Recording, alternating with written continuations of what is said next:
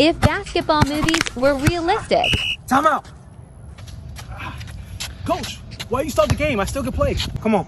Come sit down. Nick, come here. Get him for Price. Who, me? Yeah, you. He's hurt. We need you. What?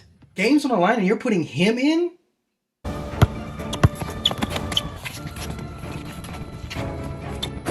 Just quit the team. You are nobody. You'll never make it in basketball. I'm sorry I can't make it to your championship game, son. But I know you'll just make me proud. This is for you, Dad.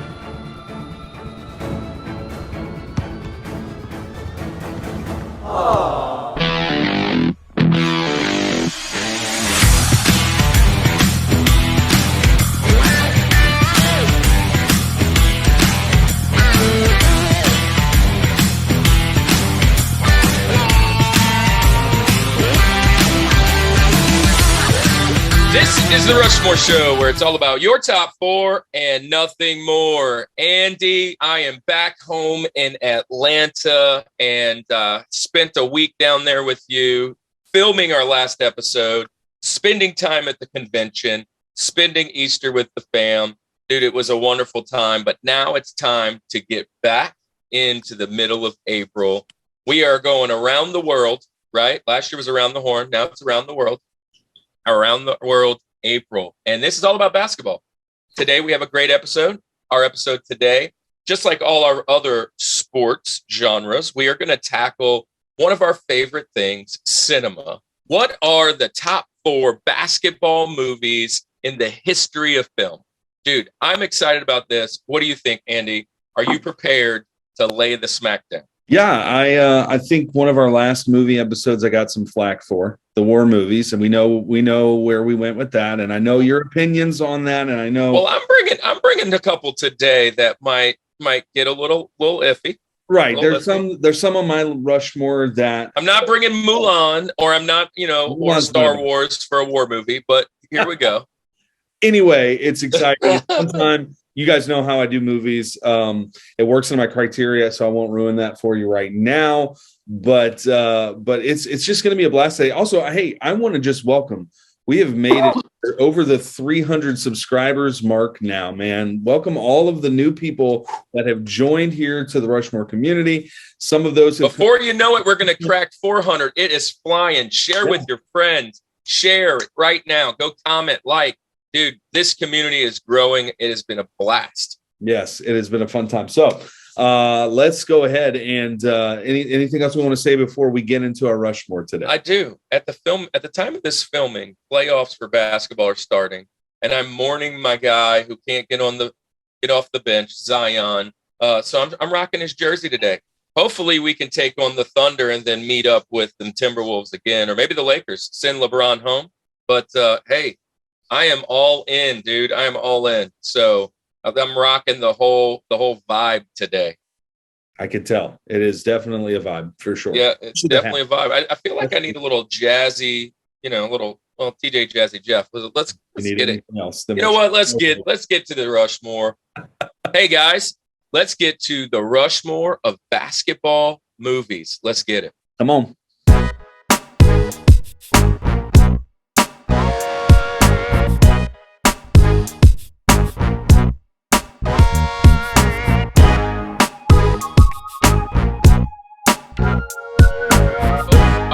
Rushmore community, it is time to jump into one of our favorite things, movies and sports. So we are going to tackle the Rushmore of basketball movies.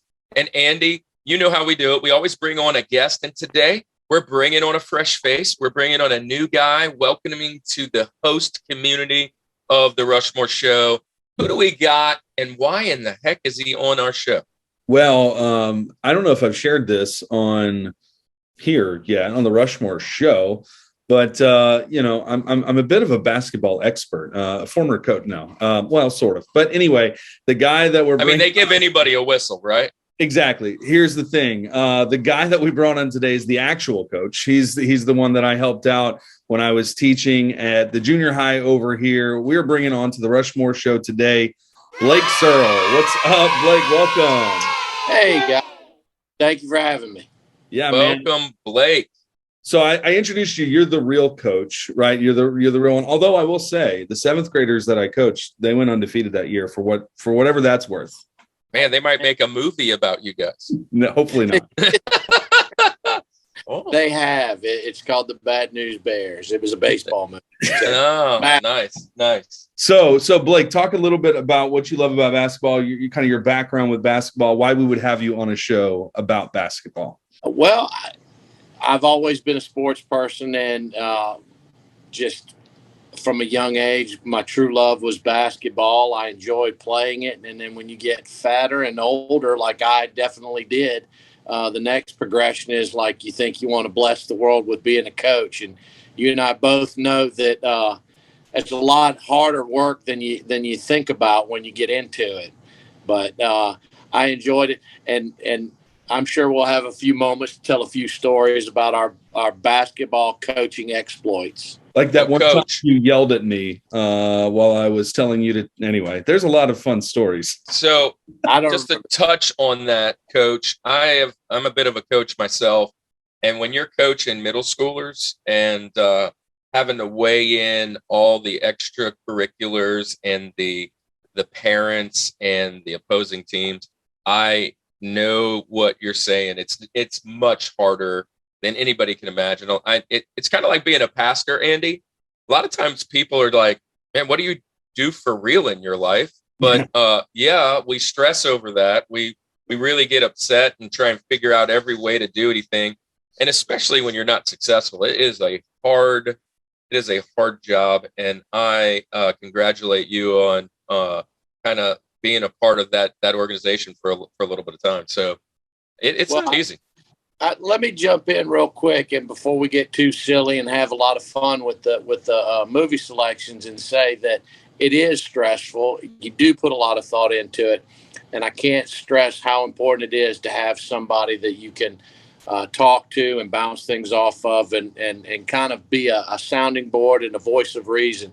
And Andy was definitely that. I'm still getting used to people calling him Andy. I either called him Coach or I called him Ricketts. So Ricketts.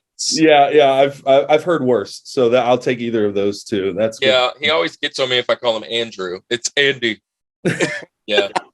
Well, you could call him Pastor Andy now. So there you go. There's all kinds of different things now. So, but hey, man, I'm so glad that you're on the show. I'm excited to get into this today and to just kind of chat about movies. So, like we said, we're going to give our Rushmore today of basketball movies, something we all love.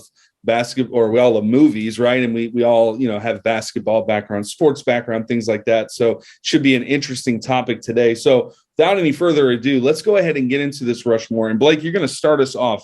Now, our first president, again, for those that are just joining us now, we decided, with our authority to rank. We're the authority. I don't know. We just said we have the right for that. So we said Roosevelt seems to be like he would be the 4th most important that's on the Rushmore. So we put him at number 4. So we've given him the loving. He's also the newest. He didn't set any foundational pieces. He was kind of building on the backs of the other guys. Yeah, he's kind of tucked back too. If you look at the Rushmore, he's a little bit back there. Anyway, we call him Rosie. That's our number 4. So Blake, before we share your Rosie, though, kind of, there's a lot of basketball movies out there.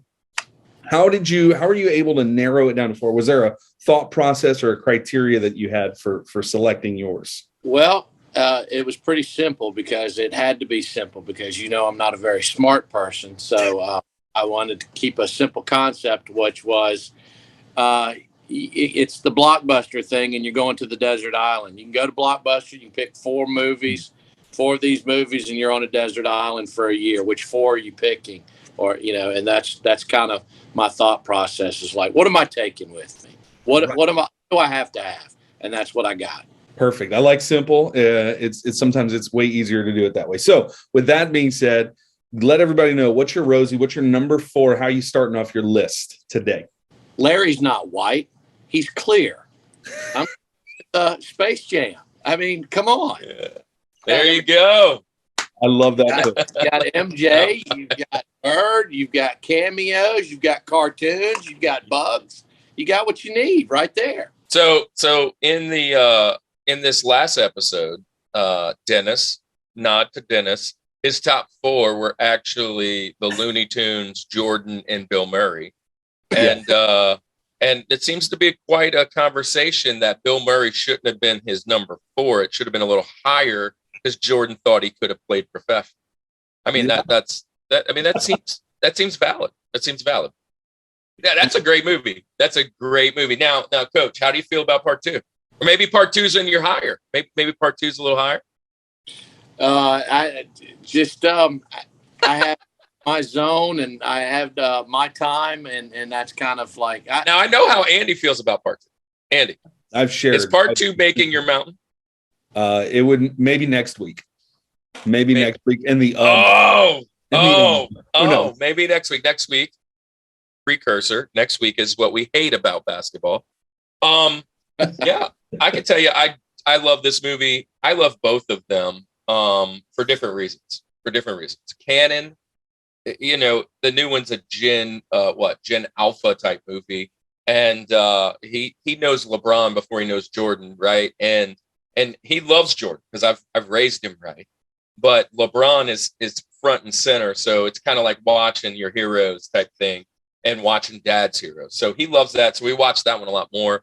It's definitely not as good, but it is a fun movie to watch. It's probably going to get mentioned again. I just know that because Andy, I know you like this movie. Yep, I do. You do. All right. Well, I'm leaving it at that. You're going to leave it at that. All right. I'm going to go. I guess I'm going to go number 2. Yes. And let's go with my criteria first. Criteria. You guys know I am a nostalgia guy. I'm all about the classics. I'm all about that nostalgia movement. If I could transport back to the 80s and 90s, I would immediately for more reasons than one. 90% of what I thought about is what brings on that nostalgia moment. Basketball movies to me are not the same as baseball. They are not the same as football. And we've already touched on those two. Those two sports movies to me are the feel good, the cry, I go transport to a certain time frame in my life. Basketball movies are just fun. And they're just fun to watch. And I want to pick the ones that I feel are my top 4 most fun or favorite movies that are rewatchable. And Blake, I love what you said. Bring them to an island. All of these would make it to an island for sure. But I'm going to start off with kind of a non-conventional one. And Andy, this is where that criteria kind of comes in play. But I'm going to go with a classic, man, a classic. I'm pulling out the Michael J. Fox. I am going with none other than Teen Wolf.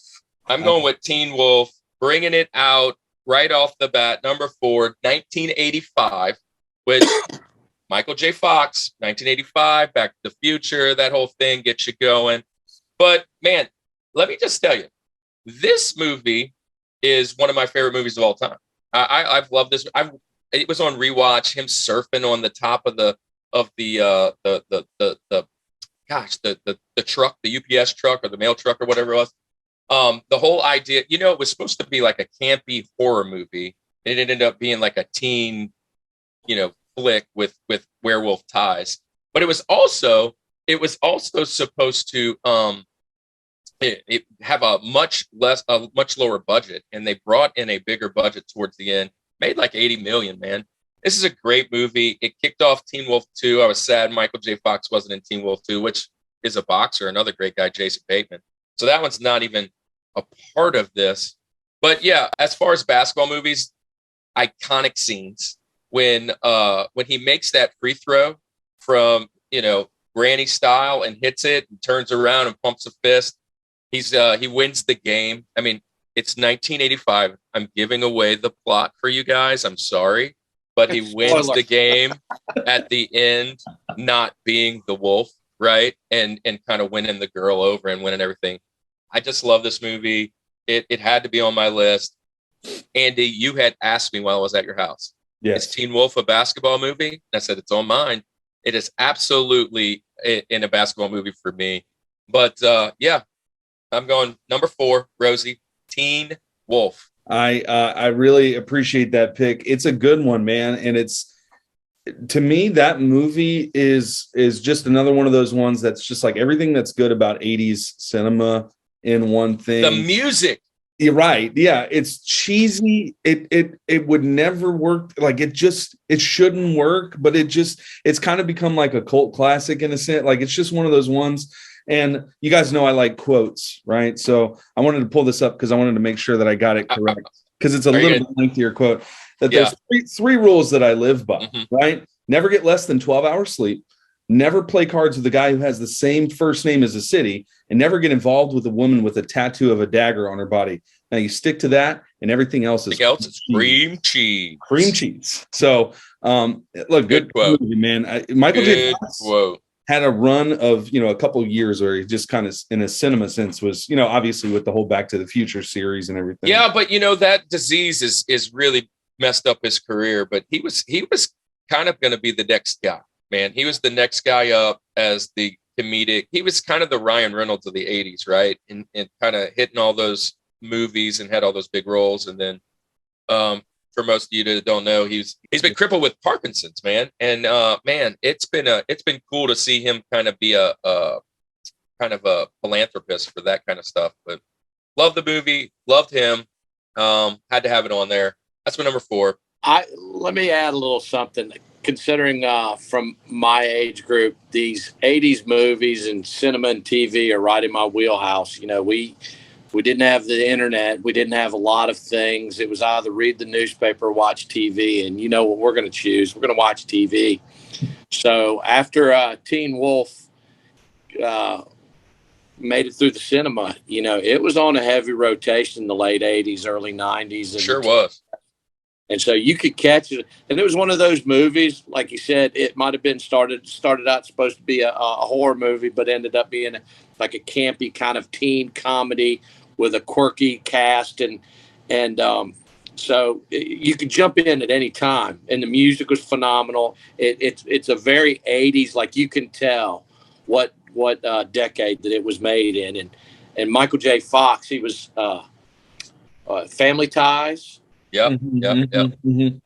Back to the Future. And then, besides those things, I think Teen Wolf was probably his calling card that people recognized. Fun fact, Doc Hollywood, which he was in, was at a mansion when he wrecked that car or whatever. He's at a mansion. That mansion was Brittany, my wife, Blake, Brittany's wife's grandmother's house.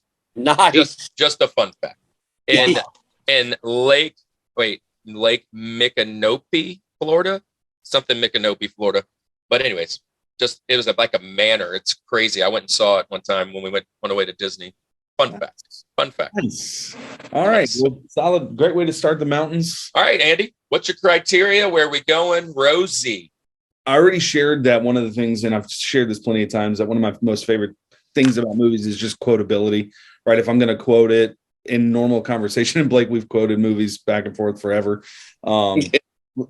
It is immediately going to be bumped up into my rank of movies, right? I've seen movies that are good before, but they kind of just die after I see it, and I just never think about it again. But some of these movies are quotable. But another thing, and this is really where I'm going to go today, is the rewatchability, right? So to me, you touched on it. We talked about football. We talked about baseball. Those movies hold a special place in my heart. And there's not very many. When I got to researching and putting my list together of basketball movies that I am going to rewatch a lot of, right?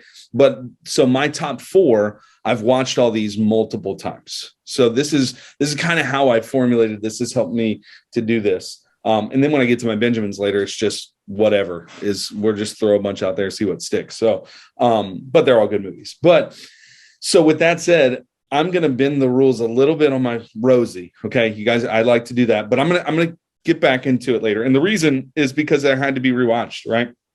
So my Rosie, my number 4 on my list, I didn't mention him last week when we talked about the GOATs, right? Because of my criteria. My criteria was this athlete had to be playing during my prime time of watching it. Not that I deny this guy's greatness. It's widely considered the GOAT, right? Do that. And this guy's going to make a few appearances today. So, but my first one, bending the rules a little bit here, my Rosie is actually the Last Dance documentary. I knew and I'm you were gonna do it, and I know we can say it's a cinema movie. Okay, I'm breaking the rules. I'm admitting it now. But to me, when it comes to sports documentaries, there's not many that are better than this. The 10-part series, obviously chronicling the 97, 98 Bulls, that last run and everything. It's just amazing to see that, all the behind the scenes footage that you're like, it's amazing that they were filming all this and putting all this together during that time, like that they had crews walking around getting all this footage.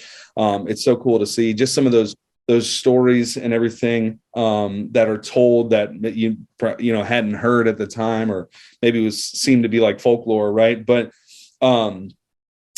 obviously, so this is put out in 2020. One of the big reasons was those live sports were kind of in a weird place, right? There was the bubble when we're talking about NBA, or there was no fans in NFL games. So there was all these other entertainment methods or whatever that was happening. About the TV fans during wrestling. That was funny. Well, they did that in the bubble too. Didn't they have like people were in Zoom, like, yeah, or whatever. It's crazy. Anyway. But so what's interesting, it averaged 5.6 million viewers throughout its run, which I think when I pulled this up, was the most viewed sports documentary of all time at that, and again, 2020. So it's a great series. I've watched it multiple times. I've watched it once by myself, and then I watched it once with my wife, and then I've watched it, it's just one of those interesting things to get, to talk about. Now, you can talk about, like, we shared this last week. We said the whole LeBron James knock, like one of the big knocks on him is like lacking humility. Bro, if you listen to MJ, there is not a humble bone that's happening in there. Like some of the greats, they just know they're the great, and they know that, right? They know what they know. And you could say maybe that adds to their success. Maybe that takes a little bit away from their legacy.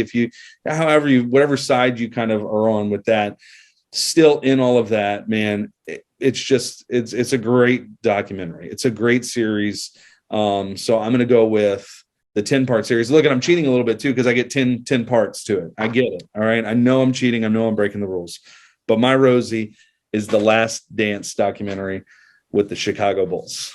Yeah, this is kind of, so if we go back to documentaries, just in general, I had made two quotes. One, my number one was kind of cheating. My Band of Brothers, which everybody said it wasn't really documentary. It just had documentary parts in it. But two, during that, I had mentioned that I would have had Last Dance on my documentaries if I had seen it. And I'm going to be honest, I still haven't seen it. I still have not watched it. Not because I don't want to.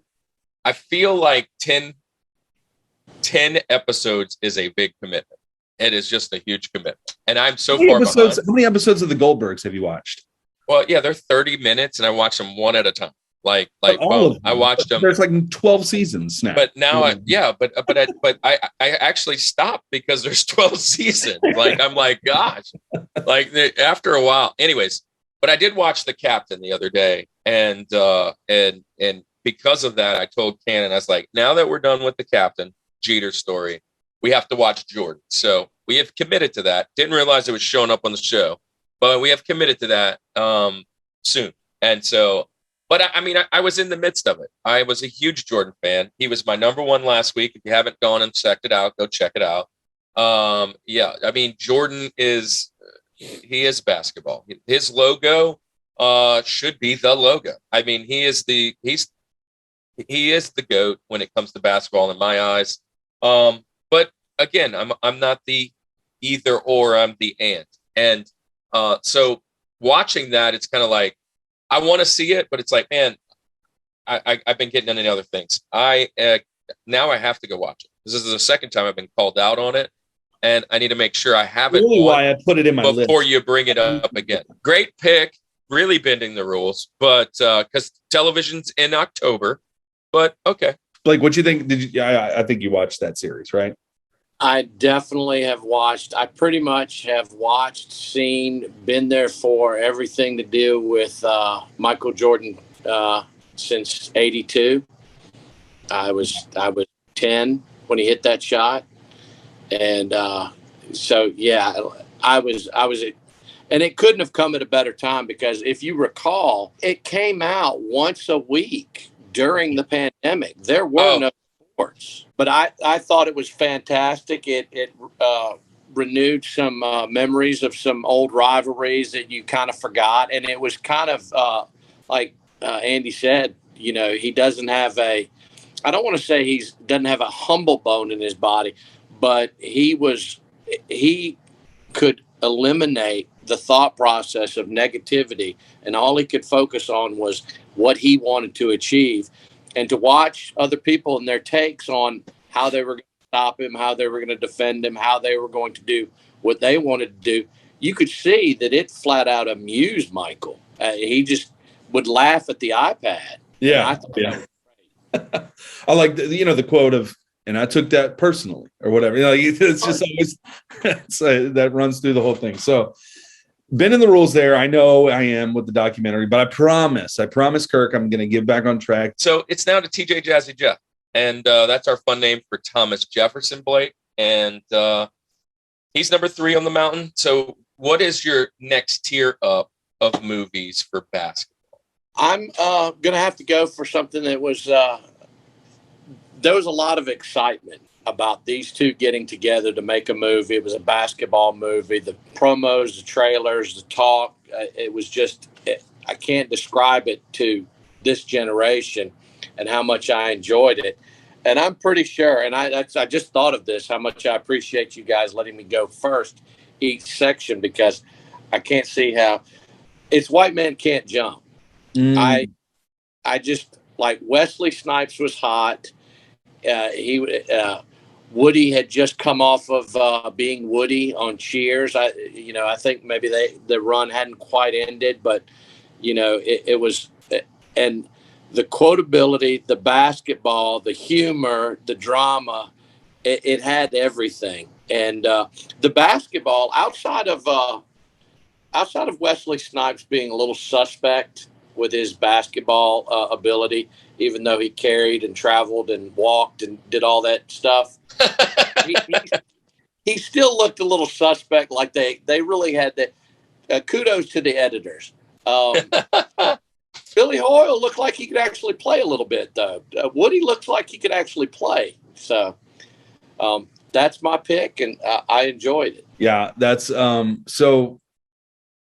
It was on my Benjamins, and the only reason it was on my Benjamins is because, in all honesty, I've watched that movie one time, I think, and it's been a while since I went back to watch it. I do want to go back and watch it after doing research and looking through all these movies. I made a list of movies that I got to go back and watch, but it's a classic. You when you think basketball movies, that's definitely one that's going to come to your mind. So yeah, Wesley Snipes. I mean, that's what you need to say there. So it's a great actor. Love that pick. So I love this movie.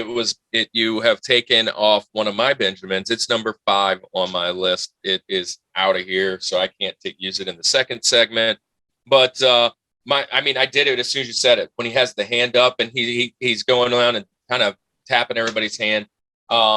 This is a great movie. I still, to this day, at 44, if I make a shot, I might throw my hand up like that and want to ask for some high fives. It's one of those quotable things.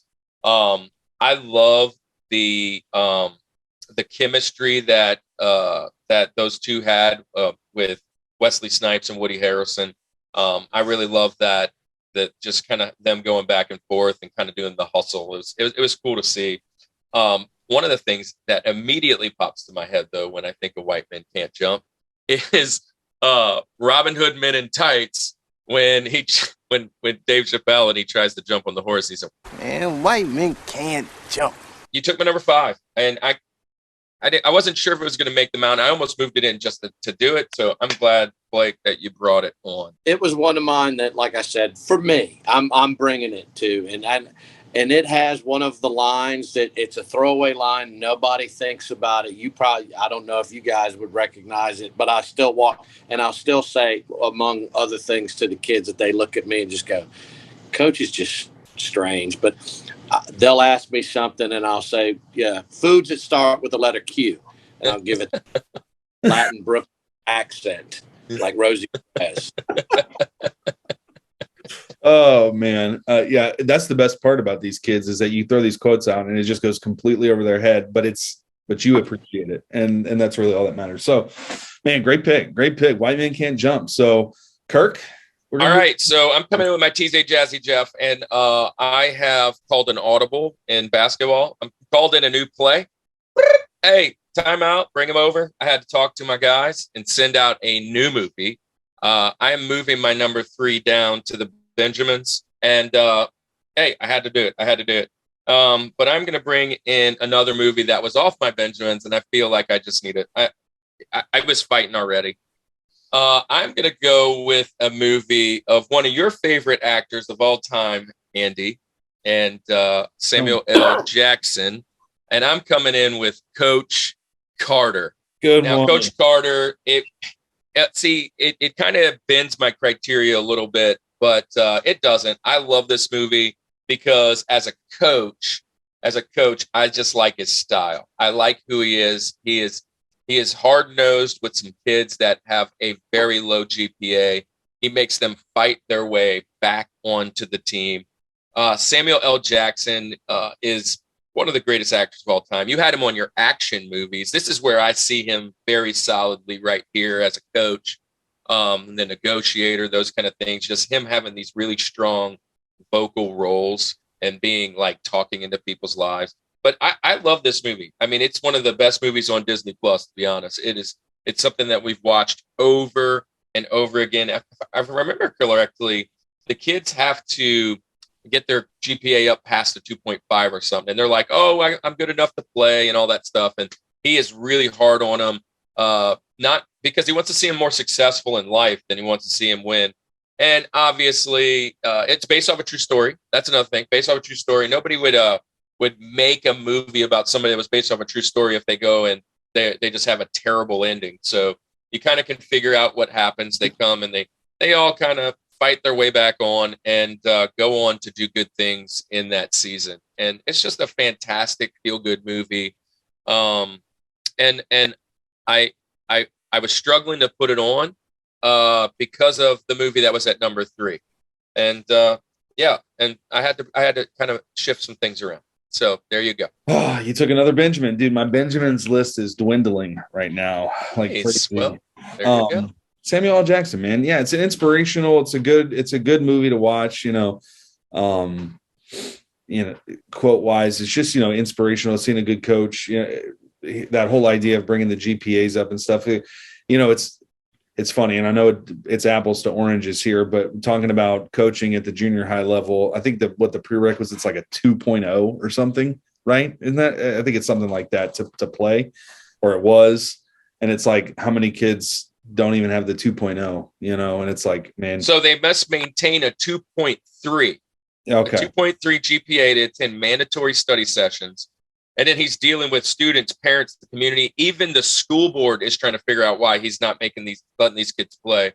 And he is a stickler on grades come first. And I mean, it's pretty bold because not many people would do that. The quote where he's like, it's like student athlete, student comes first, right? That whole idea. So yeah, it's a good movie, man. Definitely a good movie. What do you think about that one, Blake? It's one of those that it holds a special place for me because I know how much that you cared about those kids as young men, and I did too.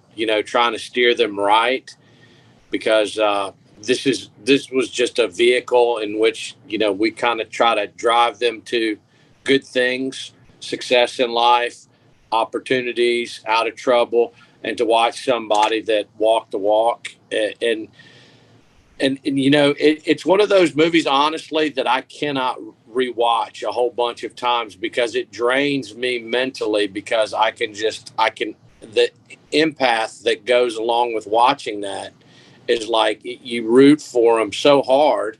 You root for the kids, you root for the good ending, you root for the positivity, and it's like when you get finished, you're like, man, I'm tired, you know.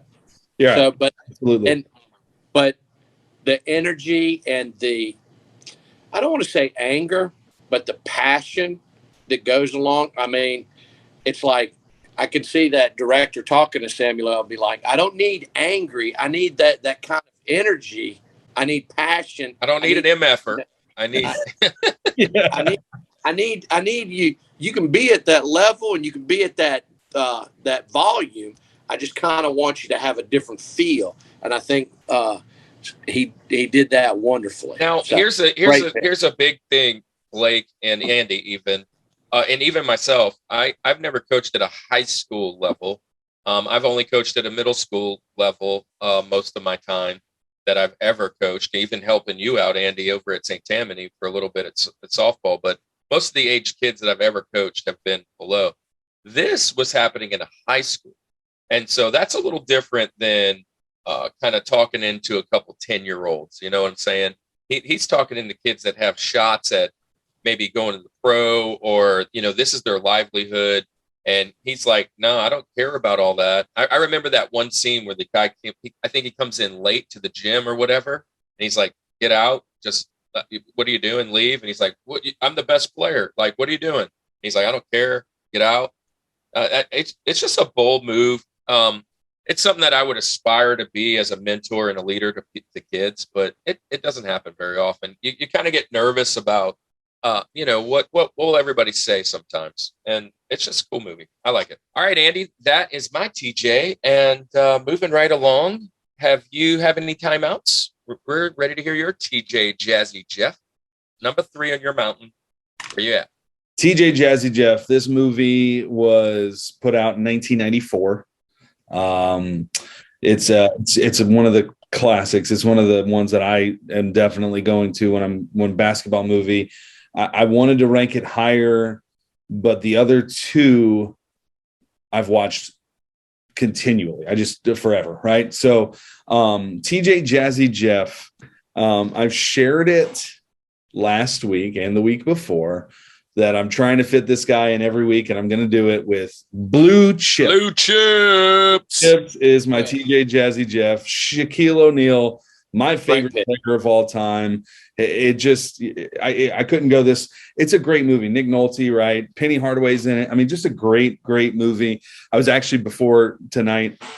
I didn't have enough time to watch the whole movie again because of just when I got back home today or whatever. So I just went through YouTube and watched like 900 clips of it. I love this movie. You know what's funny? So I love watching movies that have scenes or are supposed to be like New Orleans.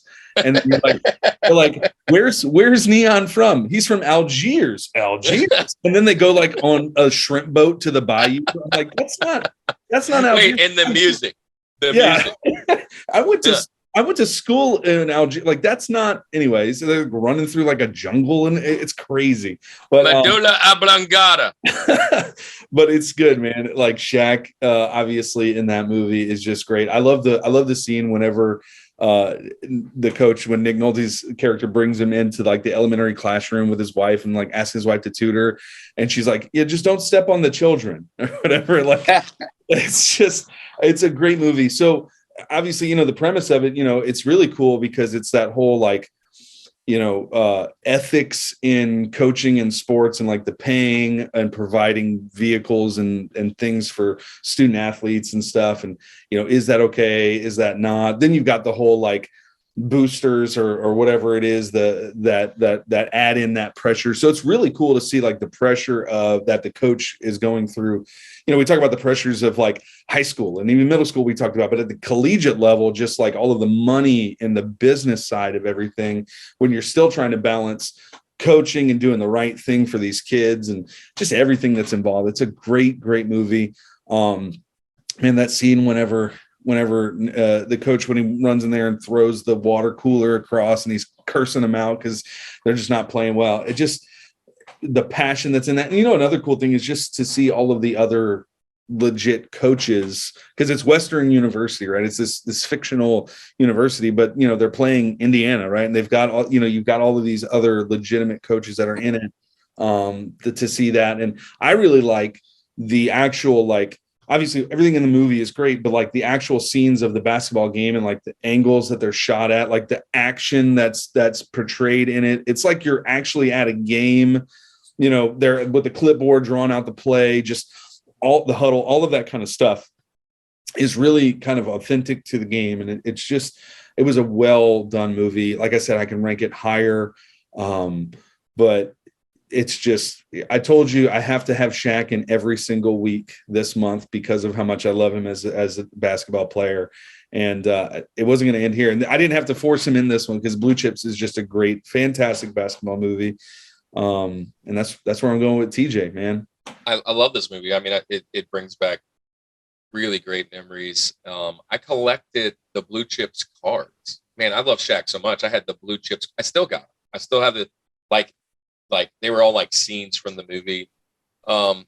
This movie was fantastic. It really portrays kind of the darker side of basketball, if you will, and a lot of things that just collegiate sports in general have been trying to clean up for years. But it has two of my favorites of all time. And some great coaches. Some great coaches were in this movie. This is a great pick, man. I'm not shocked you have it because you told me that you were going to pick Shaq every week, and I'm trying to figure out how you get him on next week. I kind of know where you're going with that one, but this week I was like, well, I mean, he's not going to pick Kazam. I mean, like, so he's gonna have to pick Blue Chips, right? And I was going to do it anyway. I was going to do it, or come in with a commercial, like.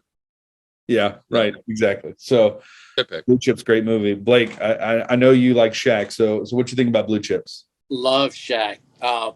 First, you go from Teen Wolf, where one of the enjoyable parts of the movie is the terrible basketball scenes.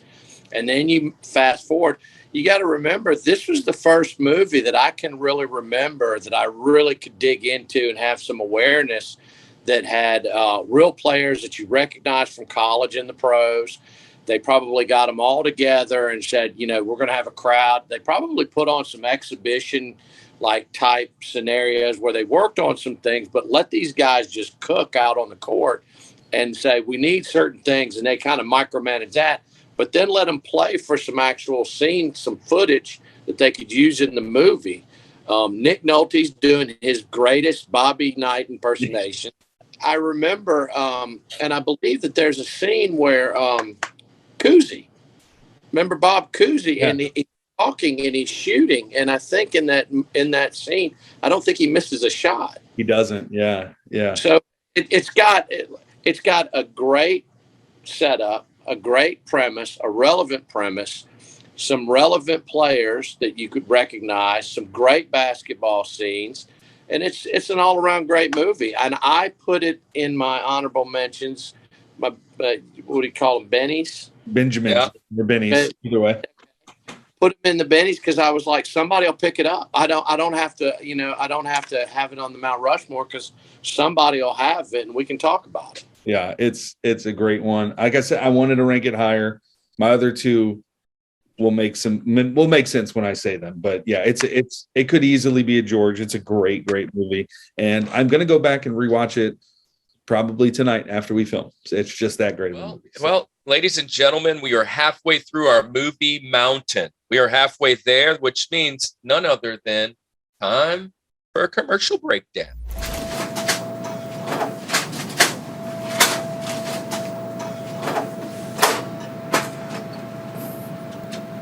Chosen one, huh?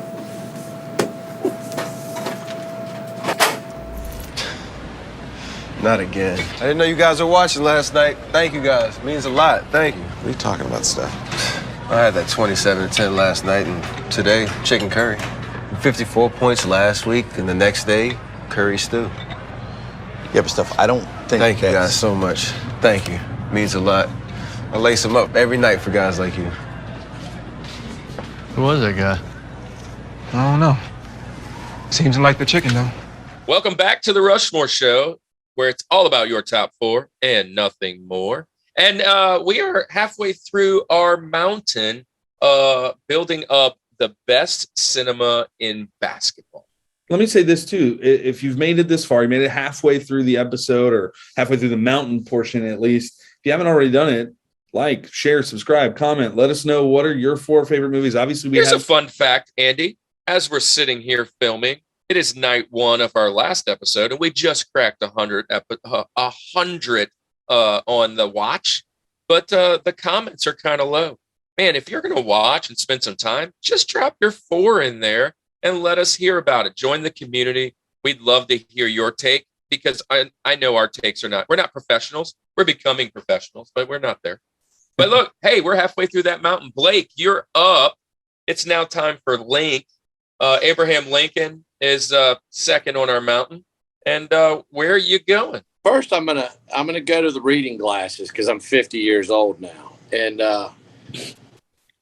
because I want to read. I want to get this quote right because it have the effect that it needs. Maybe I should call your mother. You need a phone to heaven to do that. Maybe your mother didn't go to heaven. He kicks the ball, and then the guy immediately says, some lucky fan will go home with a souvenir ball tonight. I'm going with semi-pro. Yeah. Love the movie. Wow. I giggle and laugh. And it's like when I'm catching my breath giggling at the whole movie. Just because it's quote after quote.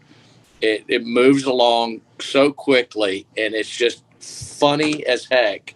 And you just even the tense moments, you're like, are they really going to go there? And it's like, yeah, they are. So I just enjoyed the basketball. And I'm also old enough to remember we had a guy in our neighborhood, and he had an ABA basketball. And when we played over at his house, we played with the ABA basketball, which we always thought was cool going through the net because it looked different than the just regular orange round basketball. I would say it's a blind spot for me, but this one is not going to make my mountain or my Benjamins.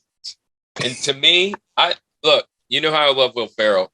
This one, to me, I think I have to rewatch because it is just one of those movies that I was like disappointed that it wasn't better. That it wasn't old school, that it wasn't even a couple of his other movies. I know, Andy, you are all over this movie. You are all over this person. I had a feeling it was going to show up on your side of the mountain. Didn't know, Blake, you were a fan as well. I absolutely love Will Ferrell.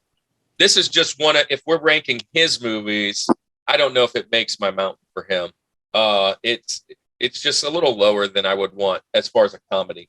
But there are some funny scenes. Just his whole makeup, what he looks like makes me go.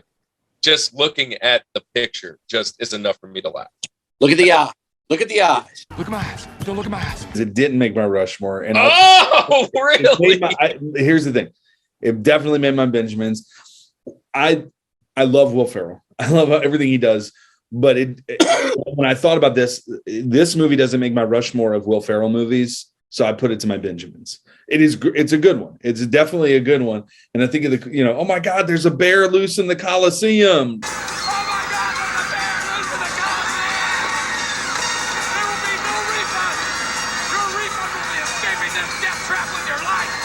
This Will Ferrell in general, right? Especially in this movie, like he is like the least fit person. You know what I mean? Like his physique in all of that costume for Jackie Moon is just, it's ridiculous. Like that's what adds to. What are they? The Malibus or something? What are they?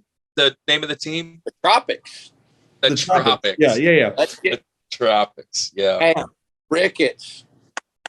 True story. The 2 years ago with one of my basketball teams, I had them say, like when we come out of a timeout, I said, 1, 3, let's get tropical. And and nobody, and the girls were just like, all right, the sooner the better we can get away from Searle. And then I think that nobody else got it. I'm just here for me. And I just want to go back to my pick is this is just for me. Yeah. And That's the point. Yeah. And if everybody says it's not for me, it's I love Will Ferrell, but it's like, I get it. I totally get it. There's other Will Ferrell movies that people swear by, and I'm like, nah, I'm good. So I'm like, I totally respect it. It's one of those things. It's the joke that somebody told you that you tell yourself in your head that makes you giggle, and you tell it to other people, and they're like, that's not that funny. This is just one of those movies for me where I think I need to watch it again. I just think I need to watch it. Like, I probably watched it at a bad time, or it was probably that time in my life back then when I was probably too intoxicated before I actually met Jesus. It was just probably, I just probably need to rewatch. This needs to be a rewatch. But I kind of am shocked, Andy, because you were leaving up 2 spots at the top. I figured I had them pegged, and this was one of them. So I've now rewound, and I think I have the other one now. But yeah, I had this for sure on your list. I don't think you do, but we'll get to that. I had this for sure. Yeah. So anyway, Kirk, that's a great pick. Love that. We're going to move to your link, though. Number 2 on your list of basketball movies for your Rushmore. Where are you going? Well, I am going to come in with Rushmore. I'm coming in crushing. I'm coming in hot. I'm coming in with Neon Boudreaux. I'm coming in with Blue Chips. Yeah. Listen, it was really hard for me not to make this number 1. I'm such a Shaquille O'Neal fanboy, but I'm also a Penny Hardaway. All the things you mentioned before, but so much more about this movie. Like the Easter eggs all over this movie. You mentioned, the Bobby Knight portion and his little comments. But I mean, you have Rick Pitino, you have Boeheim, you have you. Not only did you have Penny and Shaq, you got Larry Bird, which was hilarious. Yeah. They're kind of mimicking different scandals that are going on actually in basketball. The 1989 Kentucky Wildcats was one of them, with the taking of money and all that stuff, and Patino's in it. I mean, like, it's crazy to me. Like, I'm like, what? Like, so it just walks that fine line. Nick Nolte, I've always liked this guy. I've always liked Nolte. 48 Hours, another 48 Hours. Like, who he is, he's just like the over the top kind of guy. But I love this movie. And look, don't forget, they're going to play for the Dolphins. Yeah, they're the Western University Dolphins. So what you kind of stole my portion right there, Andy, when you're talking about Louisiana. I was pegging it. Like, when he goes, like, they're like riding in a boat on like a swamp to Algiers to go meet Neon, who, by the way, Neon's mom is actually Shaq's mom in that movie, right? And they go to find him out in the middle of nowhere, like, and it's like Algiers looks way more like the hood. Like, I could find a better scene here in Atlanta for Algiers than you guys went. You went down to Thibodeau or something to find him, not in Algiers. But anyways, great. I love this movie. And that's why I asked you where you found it, because I definitely have to rewatch it again, like, soon. I haven't watched it in probably about 5 years, but just like you, I watched a bunch of clips today, and that was the first one that comes up, them riding in the boat and going to where we go, like Algiers. Yeah. And it's just a great movie. I love this movie. This is nostalgia filled for me all over it. Link. Another quote or another scene in that movie that's pretty cool is when they're walking through the streets of clearly like New Orleans or whatever, like, but not Algiers, like they're saying, but they're walking down this area, and they stop in a church, and he says, "Hey, what kind of church is that?" He says, "Assemblies of God." Pentecostal? Hell, I grew up in the Pentecostal church.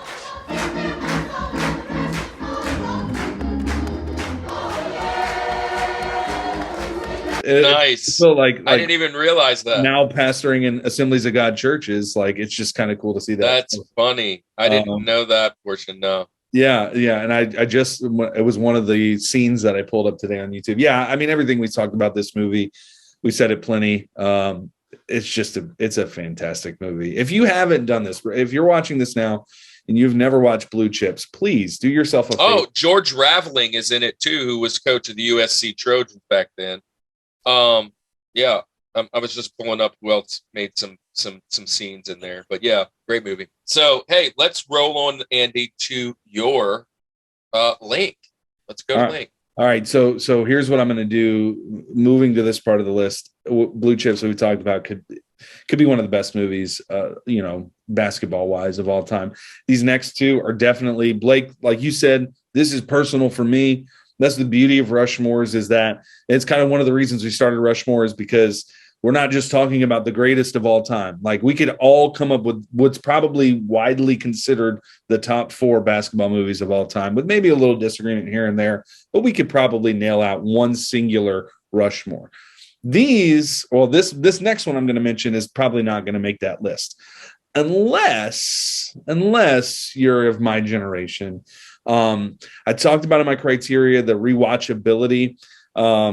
This is going to be something you appreciate, sir. We all know Coach Thibodeau at Madisonville. Now, I did my student teaching in PE with Coach Thibodeau, and one thing that he always did, if it was raining and we had to cancel, we couldn't go outside for PE or whatever, we went to the health room that was somewhere in the school, wheeled in that TV on a cart, and the one thing that he had on like VHS.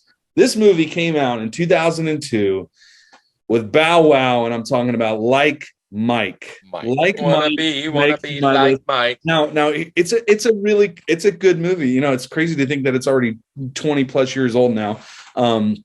But it was Lil Bow Wow back then. Yeah, he was Lil Bow Wow, right? He's Calvin Cambridge, right? And he's living in an orphanage. He finds this pair of shoes. It has MJ written on it. The shoes get struck by lightning, right? Because that's what happens, right? And he takes on the skills of Michael Jordan. This is my second appearance of MJ today. Sort of. He's not in the movie, but it's talked about there. So like Mike, he goes on, he plays for an NBA team. Like, again, it's just ridiculous plot, but there's a lot of heartwarming things in it, obviously, as an orphan. Again, we're going to say spoiler alert a lot today, but if this movie came out in 2002, if you haven't watched it yet, that's on you, right? So he, at the end, he gets a family, and there's that whole heartwarming story about all of that kind of stuff. Interesting, though, with this movie, I was just looking up some facts today. This was actually co-produced by the NBA, which at the time that this was coming out, 2002, their TV numbers were dwindling. Like, it wasn't doing well. They weren't very popular TV. It was on the downslope. So they thought they branched to this whole production side of things too. And one of the first films that they kind of joined in on with this was Like Mike, because they thought that, appealing to a new generation, a younger generation of kids that would like this movie. And it actually worked out. This is actually a pretty successful movie. They have had a sequel since, but we can pretend that never happened. There was no need for a sequel to Like Mike. It's a great one. Again, it's one of those movies that, again, in my generation, I was 13 or whatever at this point, maybe a little bit old to watch this, but I was 13. I was 8th grade or so when this movie came out. It was just a great time. So my link is Like Mike. It was one of the 3 I figured you were going to go for. The only reason I chose this one is that was an outside shot. This was an outside shot, thinking that maybe you were going to tie in Michael Jordan. Yeah. But I didn't know your little story about Coach Thibodeau. Nice to meet Coach Thibodeau. That's twice we've said Thibodeau in this show. But anyways, great movie. It's fun. This is the Little Big League or Rookie of the Year type movie. Angels in the outfield. Young kid goes and competes in major sports. And I like the plot twist. It was Jordan's powerful shoes. I mean, almost like Shazam, right? So like he's just this kid that just inherits the superhero Michael Jordan's powers. It's a fun movie. There's way worse. And in that genre, there's way worse in that genre because I was really nervous. Well, I don't want to give away somebody's bid. We'll share it later. I was really nervous you're going to go something else because I know how you like to act sometimes. And I think I know what you're talking about, and it's on my Benjamin. So yeah, well, see, there you go. That's why I didn't say it, because I would never have that particular movie on mine. But anyways, yeah. Man, I almost said the other movie. But Like Mike. If I want to be like Mike, dude, and I like how they called it Like Mike because of the commercial. Blake, what you think about Like Mike and Coach Thibodeau? Coach T. I mean, I could just hear him in that Yat accent. Hey, Rick, hey, go get the car. We're gonna have to watch the movie. I mean, I'm not even kidding. Like there was like 7 times that year that we watched Like Mike. It's ridiculous. It's ridiculous. And you got to sit there and watch it? No. It was just they put it on. Most of the kids weren't watching. I was watching though, but most of the kids. Well, back then you didn't have a cell phone to be glued to, so yeah, you had to watch it. I mean, that was Rick. All the kids are climbing out the windows and stuff. Rick used to sitting cross-legged on the floor, just staring up at the TV. I love it. Popping popcorn. Yeah. We got butter. I've never seen it. Oh, really? Okay. Oh, it's a blind spot. Spot. And so I've never seen it because at that point I was starting a family, just got married and I was working, doing, got busy doing other things. And it's like, I'm not really it's not really in my wheelhouse to watch a basketball movie about a kid. But I will say that it spawned the mindset for movies like Thunderstruck, which when my youngest son was of that age, we actually did watch. So I can see exactly where it would be in some, like it would be nostalgic to somebody in the 8th grade. Shoes. They get struck by lightning. Who cares? E.T. didn't really ride in a basket. We just wanted. So I love the pick. So yeah, man, Like Mike, my link. Again, that's a shout out for all the Gen Zers. Or no, I'm a millennial. Not even that's the millennial pick there. Kirk, we have made it all the way to the pinnacle, man. We are at the top. And Blake, you're going to start us off with your George. I am interested I have a feeling there's a movie that's widely considered one of the greats, but we'll see where we go with this. Where are you going with your George of basketball movies? When you first approached me to text me about this, and I knew the premise of the show, and it's like I knew who was this was my immediate thought was Hoosiers. Mm-hmm. Mm-hmm. And I figured it would either be on somebody else's list as well, or just you were like, yeah, I get it.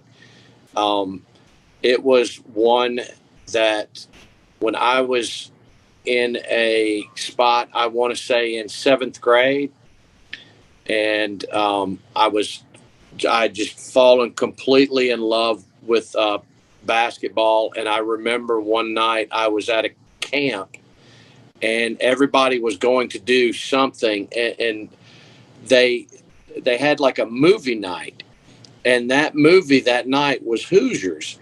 And I was the only person in the room. Like everybody else was going to the little pool rec center and they had swimming or whatever.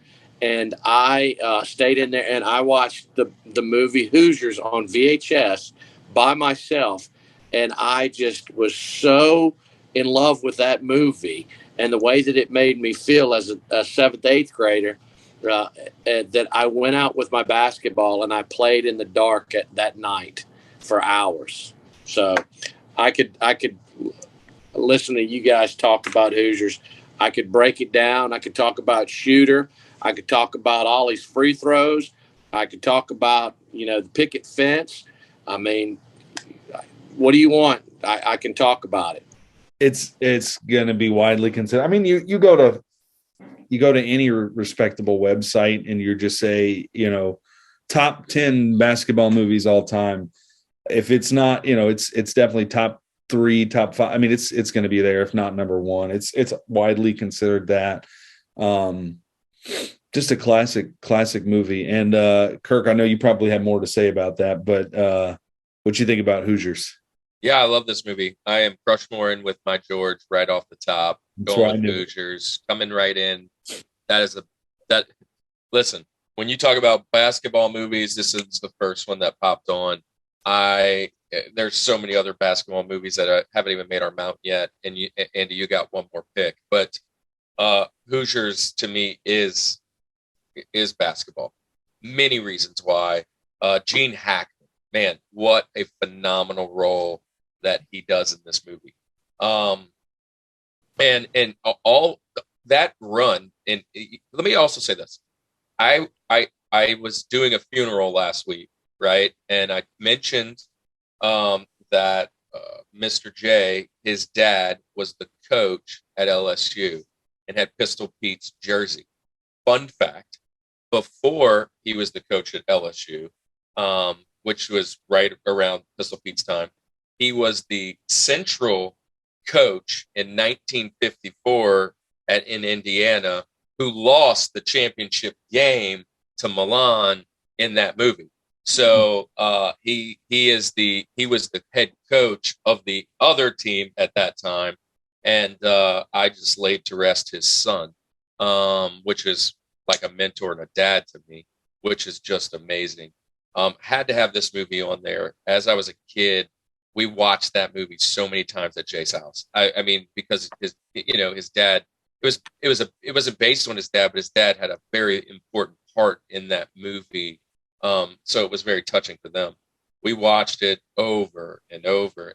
And there was a time where I knew this word for word. I mean, I haven't watched it in probably 15 years.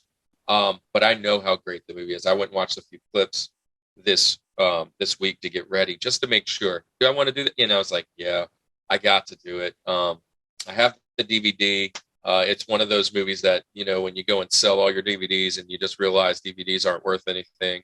It's one of those ones that I had to keep just to have. And I'm going to get a lot of hate that Like Mike had made my list and Hoosiers didn't. But, hey, it's personal.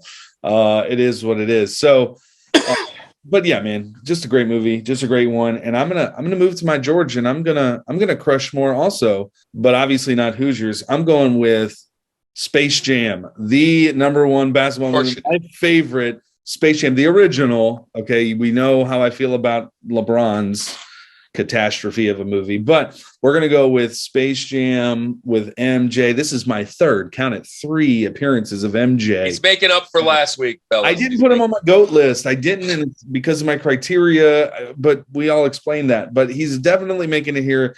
It's the best movie. I mean, it's just everything I want. It's cartoons, it's sports, it's comedy. It just, everything's great. The basketball, this Space Jam is basketball to me. 1996. So again, funny story about this. So 96, it comes out in theaters.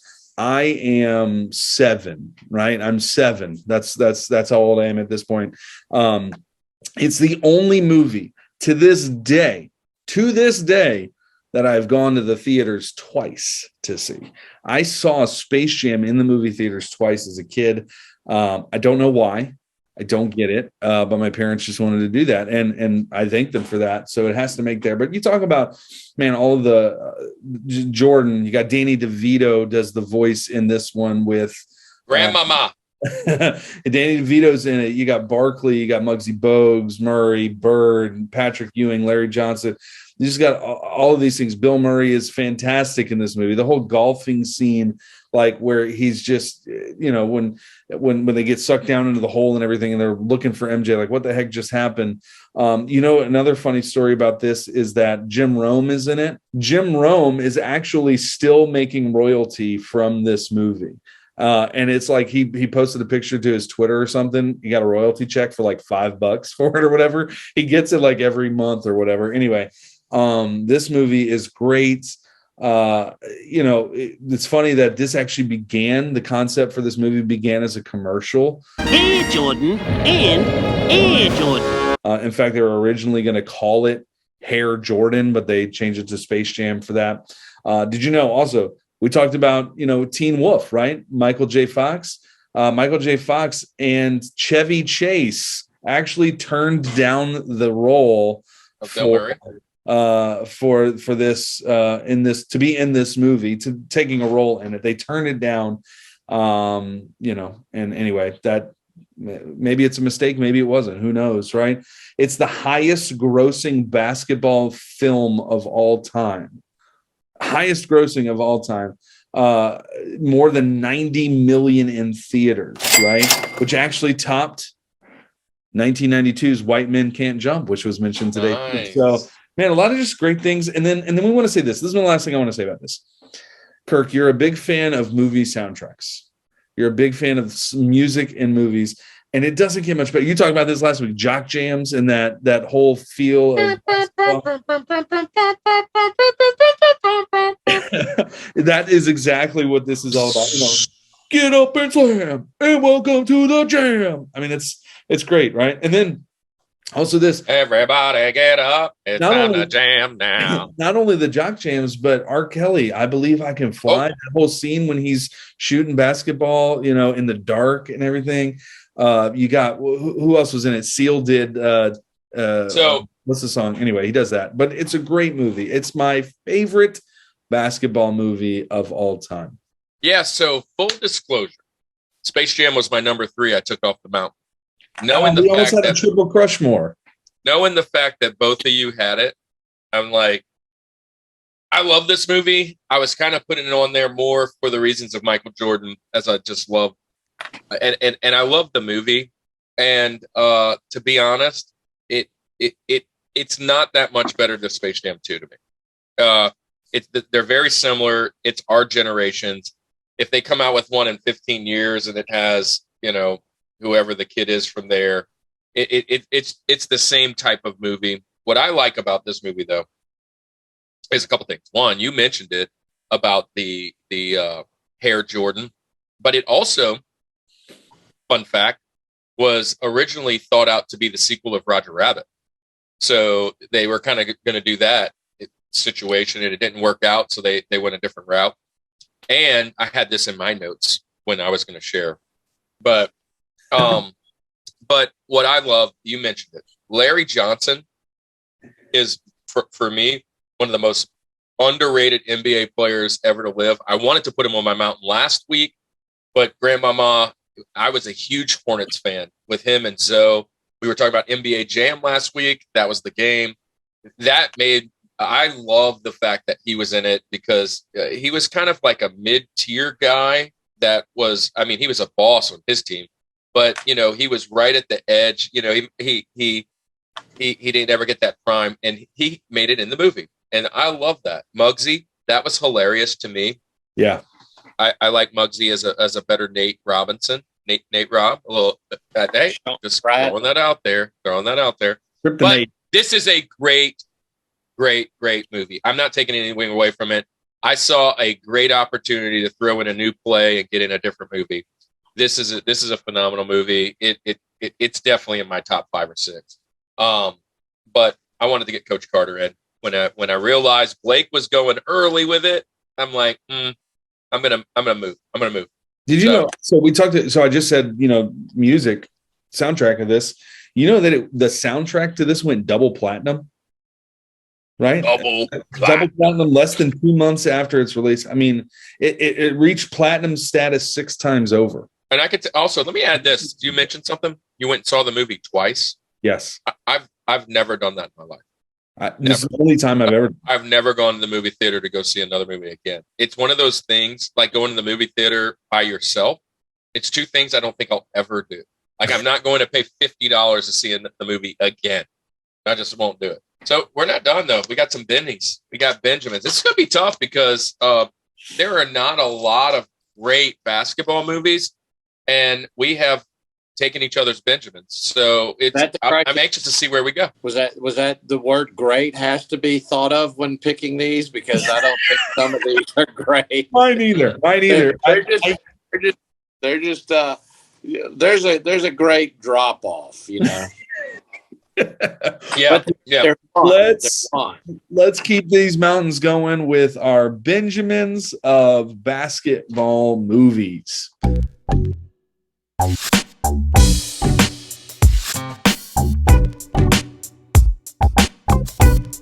right, Rushmore Show, we are back. We are back, and we are going to do our second segment, all about the Benjamins. You know how it happens. Fantasy draft, snaking it through, basketball. Who is your number one pick for the NBA movie draft? Blake's starting us off. I'm second. Andy's third. We'll finish this thing off, give you 12 more phenomenal movies to put on your playlist. Let's see how we go. What we mentioned already, basketball, quite a bit to drop off compared to football or baseball or even I don't know, hockey, tennis. I mean, like basketball, there's just not a lot of great movies. Just movies. So I'm anxious to hear where we go from here. Blake, you're starting us off. Your number one pick. You get to pick anybody. This is a key point. Kind of gamesmanship too. You want to try and figure out what the other guys are going to do. What's happening here? For me, this goes back to it's not a very good movie, but it goes back to my first recollections of sports and TV. And recognizing the movies and everything. And it's got a lot of both actors and athletes. I mean, Andy, I don't think you've ever heard of it, but it's a little movie from the 70s called The Fish That Saved Pittsburgh. I don't know if anybody's ever heard of it. Wowzers. But it's got Dr. J, and he plays for a Pittsburgh franchise who is snake bit. They're not very good. So they turn it over to an astrologist who they change their name to the Pittsburgh Pisces. It's got a lot of cameos by a lot of Harlem Globetrotters and actual NBA players. Like I said, it's set in the 70s, and it was just it had basketball and it had action, and I was like all about it when I was a kid. Never heard of it. Nice. So I have Blind Spot. I was meaning to watch that. No, not at all. Anyway, Kirk, let's go to you. What's your first Benjamin, man? Okay, I'm gonna go with. That's a funny story that I probably will have to share off air. And since I'm saying off air, I'm gonna go with The Air Up There. Yeah, I'm going with The Air Up There. I watched this movie in Vegas. Let's just say that by myself at about 14 years. Wait, when did this movie come out? 94. I don't know. I was a teenager. So by myself in a hotel room watching this movie. But it's a fun story. Yes. All right. So my first Benjamin's actually one that I've watched the most recently. Kirk, you know where I'm going with this because I just watched it while you were here. And I'm going with Adam Sandler. Good movie. Netflix original Hustle. It's a really good movie. If you haven't watched it yet, it's great movie. He's a talent scout and then eventually becomes a coach with the Sixers. And anyway, really good movie. So Hustle is where I'm going to start. And that's actually a good movie. And then it all goes downhill from here. That's it, guys. I'm packing up. Mine's at the bottom. I'm at the bottom and I stay there. Yeah. So my next one, now that I get the double, since we're snaking this one, I'm going to go. Gosh, which one do I go with? What I'm thinking is the one you thought I was going to go with. The other one, I could be wrong, but I'm thinking this. I'm going to go with Air Bud. It absolutely is the one I was thinking of. That movie. It's so and all of the Bud movies are very elementary. I would say that it's nostalgic to my generation, but even that, like Mike is, Air Bud is like, no, I didn't want to watch that. So, but we'll go with Air Bud. I've seen it at least, so I guess it'll count. All right. Well, this is a nod to our guest from last week. I'm going with Glory Road. Yeah. Glory Road. If you watched last week, Jared had a guest spot in Glory Road and was on the movie. Yeah. He gets his haircut for it too. So he had to get his haircut and was pretty upset because he didn't get the main spot. He had to be in the stands. That's not fun. All right, like you get a double right now. All right, I'm going to go back to you guys remember the TV show Welcome Back, Kotter? Yeah. Okay. Welcome back. Great song. Well, Gabe Kaplan, I think, made one movie based off the back of Welcome Back, Kotter, and it did so well that he never made another movie again. But Another movie from the late 70s that I remember being a kid, and I went with a neighbor and their family to go see it. And as we started watching it, I think they quickly realized that it really wasn't the best movie to take kids to. And it's a movie called Fast Break. It's about a guy who goes out west, and he ends up picking up like a preacher, a hustler, a convict, and actually an enforcer and a female. Like college, and he turns their it's his dream to be a college coach. It's a terrible, wonderful, nostalgic movie that brings me back to my youth, and I don't recommend it to anybody else if they don't come from my background. I actually I started thinking about movies, and I looked it up, and the only reason why I'm going to take a little bit of time with this is because this is for Andrew Ricketts and myself. This brings me back, and I was looking up basketball movies, and I was cheating a little bit because I had a little bit of a drive, and I was like, golly, can't. And I came across this one. I go, I've never seen it. I'm never going to see it. I don't know if this counts, but you cheated earlier, Ricketts, so I'm going to cheat here as well. And the name of the movie is The St. Tammany Miracle. What? What? It's a movie from 1994. It's got Punky Brewster and friggin' Zach Morris. I mean, you can't. I win tonight. You can't tell me I don't win tonight. I don't care about the Rushmore anymore. I win with just Punky Brewster, Zach Morris, the St. Tammany Miracle, me and you, Ricketts, bringing it full circle. St. Tammany. That is awesome. There we go. That is awesome. Now, that's phenomenal. Do we know what the premise of this movie is? I think. Who cares? It's about like there's a basketball, and there's Zach Morris, and there's Punky Brewster, and I think they have a terrible team, and they end up turning it around, and that was all I could. Miracle. All right. Well, look, I hate to break to it. It sounds like you are done. You have one more pick though, Blake. You're wrapping this thing back around. You're finishing it. You got to find one more. So I'm gonna go with, and I rock ruffs and stuff with my Afro puff. I'm going with Above the Rim and Tupac Shakur, and that is one of my favorite soundtracks ever. Yep. And so, regulators, mount up.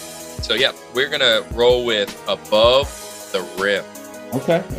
All right. Yep. I'm going to go with one of these are my last two, so I'm no pressure on me. I actually wound up getting this. So I actually had one left over at the end of all of this. So I'm hoping the one that I have left over you don't take. I don't think maybe this one, but we'll see. So I'm going to go with one of my favorite actors is the star of this movie, and I'm going with none other than He Got Game with Denzel Washington. Okay. Denzel Washington, 1998, I believe this movie came out. So that movie's about Ray Allen. Yeah. Or with Ray Allen. Yeah, with Ray Allen. So He Got Game is going to be there. And then number 4, let's end it fun, man. Let's end it fun. Why not? Why not? Because I remember watching, so it's funny, real quick story. Just like Thibodeau only had one VHS, my grandparents had these series of movies on VHS for some reason. There was multiple of them, and this was one of them. And I remember watching this, and this might make my criteria for rewatchability because I've watched this more than once, unfortunately. And I'm going with Slam Dunk Ernest. Slam Dunk Ernest is gonna wrap this up. Dude, Ernest P. Worrell, man, that dude. Ernest Saves Christmas, man. Anyway, Ernest goes to camp. It just missed your Mount Rushmore, didn't it? Just barely. It's my number 5. So. Just missed it. All right, well, I'm going to finish off this thing with one of my favorite actors, and I kind of thought you were going there, and I remembered that He Got Game is still available. But I'm going to go with a movie with Sean Connery, Finding Forrester. Okay. Finding Forrester. Great movie. Very much on the dramatic side. This is less of a basketball movie and more of a really tearjerker kind of tug and pull. But hey, that's how I'm going to finish my mount. Blake, you're up. you have every single basketball movie left ever made. Honestly, I just don't think I can top the suspense of the St. Tammany Miracle. So, but I want to give it further props just for the pure enjoyment of the terrible basketball scenes. And probably one of my all-time favorite 80s That Guy is the chubby teammate of Michael J. Fox and Teen Wolf. Oh, he's in the same Tammany Miracle? No, he's not. But I'm just saying, Teen Wolf is going to be my last one. That's fine. That's fine. We can cheat and we can add that in there again. I like that. Props for that. I am very interested because it didn't matter what you put with your last one. I'm still stuck on the St. Tammany Miracle. Exactly. I'm still there, man. We need some clippage in this. I'll Hunky see Brewster. It somewhere. Hunky Brewster. So I found it real quick. This is just the little synopsis of what's happening in this. This is according to IMDb. I wonder what its Rotten Tomatoes gave it. But anyway, it says a girls' Episcopalian high school basketball team fights to make a name for themselves through the help of their new female coach. Thanks for joining us today, man. It was a blast talking about basketball, talking about movies, fun stuff, man. Really Blake, great to meet you. Finally, I've heard a lot about you, and you did not disappoint. Thank you for coming on and joining the community and being a part, man. Thank you very much. It was an enjoyable time. I really enjoyed talking with you guys, talking about movies, brought back some memories, both your memories and mine. That I was like, man, that's good stuff. So Rushmore community, we're at that time. We're at that time to just kind of let you know we have one more show for around the world April. It's the Ughhmore, which is what we hate about basketball. And then we're moving into next month with movies. Oh, and FYI, we have added a July month of wrestling. That's where we're going this year is wrestling. We have a great lineup lined up for the rest of the year. New people that we've met, plenty other YouTubers, content creators, and some of our friends coming back just wanting to fight on and get here. Blake, we'd love to have you on again if you ever want to come back and join us. Hey, if you're here, thanks for being a part of the community. Share, give us some ideas. If there's some things that you want to see or any other kind of Rushmores that you want to be a part of. If you want to be on the show, write us. Let us know if you want to be a guest spot. We got plenty of room for everybody. And, man, it's just been a fun time. We have, by the way, Andy, 3 conventions booked already and one that is in the limbo. So we'll be joining around the circuit for all those guys that just joined. Thanks for being here, St. Tammany Collectors Con, and thanks for giving us a little connection with that. We are so excited to have you. Andy, any last words for the community? Wow, man. Speaking of conventions, real quick, we got a lot of giveaways still to give out. I'm staring. Big pop book, really, right? All over here. Let me grab this for you real quick. So a big collector's item that's at all these conventions is Funko Pops. Check out Notorious B.I.G. Look at this thing. Look at that little big pop. This is gonna be a giveaway. This is gonna be a giveaway. We got Lloyd Christmas getting a haircut. That was the thing. Right up. Hey, look, right up here. BJ, if you're watching, right up here is Finnick, and I got his partner in crime right next to him. I got a new figure for you. So thank you, BJ. I don't have any basketball pops to give away, but I know you've got a Zion. Oh, I got Zion down there, right down there next to my Patrick Mahomes. What? 2 weeks in a row talking about that dude. Crazy. Ridiculous. Hey, I'm sorry. Anyway. I'm going to try and fit him in next week, too. And things you hate about basketball, that Patrick Mahomes doesn't play professional basketball. That he doesn't own the Thunder. I don't know. I mean, he has a baseball team, too. Anyway, it's been a blast. I need to stop this guy from talking about Patrick Mahomes right now. We need to stop him. But anyway, thanks for joining us today. One more week of basketball, and then we got all that fun stuff that Kirk talked about. Comment, tell us where we got it wrong. Try to out-obscure Blake for most of the basketball movie. I don't know if it's going to happen. If you find a movie that we missed, it's probably a biography. like Pistol Pete or Earl the Goat, Man a Goat, or one of those cool biographies. Other than that, if you find another movie that we missed, maybe Love and Hoops or Hoops and Dreams or whatever the heck that movie is, it's a blind spot for me. But I don't know. If you've got other movies, put them in the comments. I'm anxious to see if you can beat them. But the big Aristotle made it for the third week in a row. And LSU, baby. There you go. Oh, the Maravich story. Look, I had to throw that in there. That's third week in a row, too. Andy, how do we end this thing? Well, let's end it. Let's end it like we always do. This is the Rushmore Show, where it's all about your top four and nothing more. Peace.